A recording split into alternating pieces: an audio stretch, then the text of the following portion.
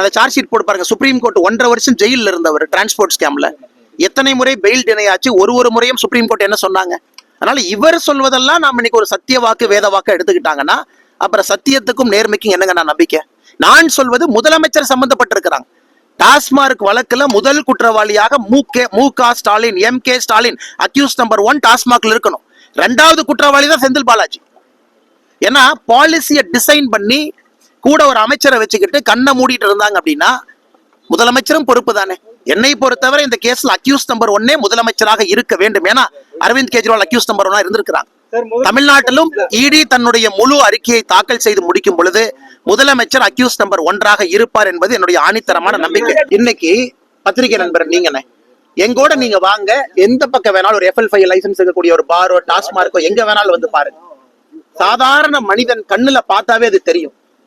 இது 2023 போடப்பட்டதா, 24 போடப்பட்டதா, 25 போடப்பட்டதான் முக்கியம் இல்லை. இந்த முழு டாஸ்மார்க்கை இந்த அளவுக்கு மாற்றி இருப்பது திராவிட முன்னேற்ற கழகம் ஆட்சி 2021 மேக்கு பிறகு.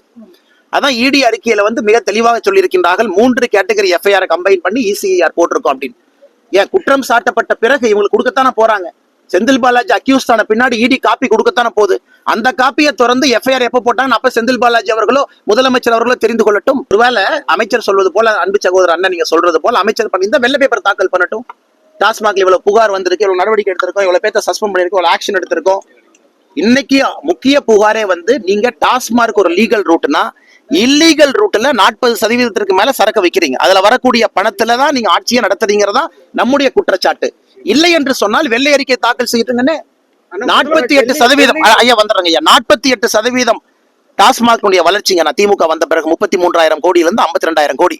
தமிழ்நாட்டுல ஏதாச்சும் ஒரு அரசு நிறுவனம் தனிப்பட்ட நபருடைய சொத்து 48% யாருக்காச்சும் உயர்ந்திருக்கானா? முதலமைச்சர் கைது செய்யப்பட வாய்ப்பு இருக்கா? எனக்கு தெரியாதுங்கண்ணா. என்னை பொறுத்தவரை முதலமைச்சர் அதுல குற்றவாளிங்கண்ணா. ஏன்னா அவருடைய கண் பார்வை கீழே தான் நடந்திருக்கு. பாரதிய ஜனதா கட்சியினுடைய குரல் வழியை நசிக்க வேண்டும் என்று முதலமைச்சர் நினைக்கிறாருன்னா அவருக்கு பயம், அவருக்கு எங்கேயோ பயம், அவர் வீட்டுக்குள்ள பயம். அதைத்தான் நான் சொல்லுவாங்கன்னா அதிகாரப்பூர்வமாக நான் சொல்ல முடியாது. என்னோட யூகம் இது. முதலமைச்சருடைய நடவடிக்கை பிஹேவியர் ருபி சிம்பிள் இருந்து எதற்காக இத்தனை ஆரம்பிக்கணும்? எதற்காக கடந்த ஒரு மாத காலமாக பதட்டத்தில் இவ்வளவு வேலை செய்யறாரு? இவ்வளவு பயந்து போய் என் முதலமைச்சர் இருக்கணும். அதை பார்க்கும் பொழுது தெல்ல தெளிவாக தெரிகிறது முதலமைச்சருக்கு இதுல நேரடி சம்பந்தம் இருக்கு. இடிக்கு பார்லிமெண்ட் கொடுத்த பவர்ஸ் இருக்கு, சட்டத்தின்படி இடிக்கு பவர்ஸ் இருக்கு. இந்தியால எங்க வேணாலும் ஆபரேட் பண்ணலாம். they have law behind themselves. கணக்கு அவங்களுக்கு சட்டம் இருக்கு. அதை தடுப்பதற்கு இவங்களுக்கு என்ன ரைட் இருக்கு? அப்ப அதே நான் டிவிஎஸ்சி சொல்லாமே. டிவிஎஸ்சி மாநில அரசு கீழே இருக்கிறாங்க. டிவிஎஸ்சி வச்சு நீங்க மத்த கட்சி நண்பர்கள் நசுக்கிறீங்க நாங்க சொல்லாமல்ல. அது பாயிண்ட் இல்லைண்ணே. அவங்க நடவடிக்கை எடுக்கிறாங்க. கோர்ட்டுக்கு போங்க, அரெஸ்ட் பண்ணா பெயிலுக்கு போங்க, ஜாமீனுக்கு போங்க. அதை வைத்து கோர்ட் நியாயம் சொல்லட்டும். இடியே வரக்கூடாதுன்னு சொன்னா எந்த விதத்துல நியாயங்கண்ணா அது? சரியான ரொம்ப வெயில் இருக்கீங்க அண்ணா. எனக்கு அதை பத்தி தெரியாதுங்கண்ணா. டெல்லியை விட மோசமான சூழல் தமிழ்நாட்டில் இருக்குன்னு நான் சொல்றேன்.